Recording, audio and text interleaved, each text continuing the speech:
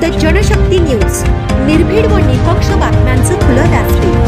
The Janshakti news मध्ये आपल्या सर्वांचं स्वागत।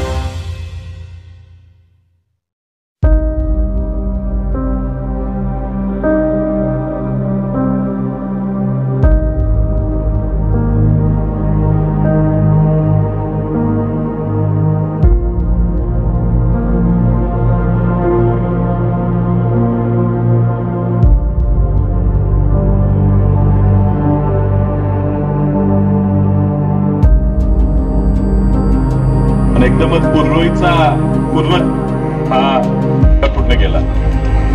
कारखान्याचे संचालक, जिल्हा परिषदेचे सदस्य, पंचायती तासगावचे सभापती, यापैकी सांगली काँग्रेस कमिटीचे अध्यक्ष आणि अध्यक्ष म्हणजे आजचे अध्यक्ष नव्हे तर ज्या त्या काळाध्यक्ष जेव्हा सांगली जिल्ह्यात काँग्रेस शिवाय काहीच चालत नव्हतं आणि सगळी दिग्गज विचार अध्यक्ष राबवायचे जर कुणाला जमला जात नव्हतं। शिवाजीराव देशमुख साहेब काँग्रेसमध्ये होते, आता बोलले शिवाजीराव नाईक आप्पा काँग्रेसमध्ये होते, आराराबा पण काँग्रेसमध्ये होते, बिटकर आबा पण काँग्रेसमध्ये, कदम साहेबांना काँग्रेस होतं, चव्हाण पण त्यावेळी काँग्रेसमध्ये होते, पैठण प्रकाश बाबा, नाना, अनिल भाऊ, या सगळ्या मंडळींना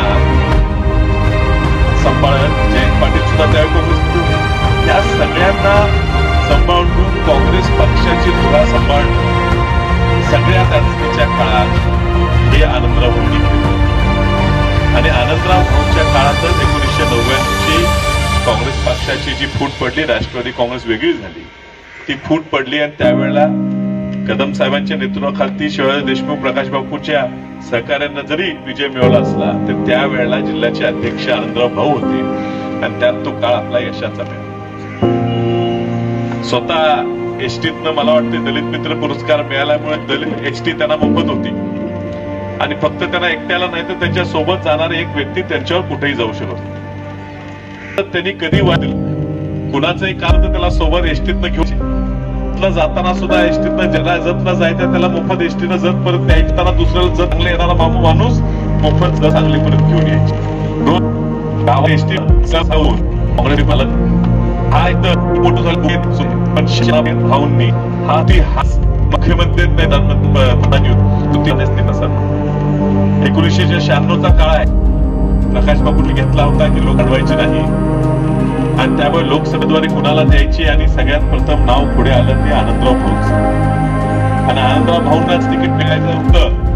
जरा आमच्या घरकामेकाचं प्रेम आलं, मदन भाऊंनी तिकीट दिलं आणि मदन भाऊंना उमेदवार दिल्यावर आम्हाला वाटलं आता आनंदराव भाऊ नसतं, पण सगळ्यात आनंदराव भाऊ पुढे आले, सगळ्या प्रचाराची धुरा सांभाळली आणि ती शहाण्णवची निवडणूक पार पाडून मदन भाऊंना त्या ठिकाणी त्यांनी विजय मिळवला।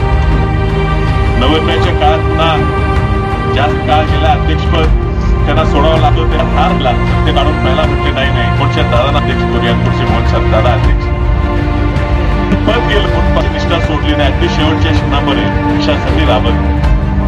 निवडणुकीच्या प्रचारात माझी इच्छा होती भाऊंना भेटायला जायचं, पण अडचण अशी झाली की पुढच्या अक्कलकोटच्या कार्यक्रमाला जायला लागत असल्यामुळे आम्ही भाऊंचं दर्शन न घेता भेट न घेता मी दुसरा अक्कलकोटला गेलो। माझ्या मनाला खूप वाट वाटत होती की भाऊंना भेटलो नाही, भाऊंना मी भेटलो नाही। त्यामुळे मतदाना दिवशी ठरवलं की आता जर कुटुंबाचा एखाद्या दौरा राहिला तर चालेल, पण पहिला आनंदराव भाऊंची भेट घेतली पाहिजे। पण मतदान दिवशी सकाळी उठून मी आनंदराव भाऊंची भेट घ्यायला विलोडीत आलो। मी अजून दारातच होतो तरी 94 वर्षाचे आनंदराव भाऊ मला दारात ओळखले आणि त्यांच्या चेहऱ्यावर हास्य आलं, मला तिथंच आशीर्वाद दिला आणि तिथंच म्हटले तू विजय होणार आणि हा भाऊंच्या आशीर्वादानं आम्हाला हा विजय मिळाला। अत्यंत आनंदात त्यावेळी ते घरची परिस्थिती सगळ्यांची सुधारलेली आहे, मुलं सगळ्या चांगल्या ठिकाणी आहेत, बंधू नातवंड सगळं चांगलं चाललेलं। अजूनही भाऊ आपल्याला सगळ्यांना आधार द्यायला आपल्यात राहिले पाहिजे होते अशी मनाला खंत वाटते, पण एक मोठा व्यक्ती सांगली जिल्ह्याचा गेला आणि त्यामुळे काँग्रेस पक्षाच्या वतीनं आता जितेश भैया बोललेलंच आहे, कदम कुटुंबियांच्या वतीनं, वसंतदादा कुटुंबाच्या वतीनं, पूर्ण सांगली जिल्ह्याच्या वतीने, हे बाबा वतीने मी आनंदराव थांबतो।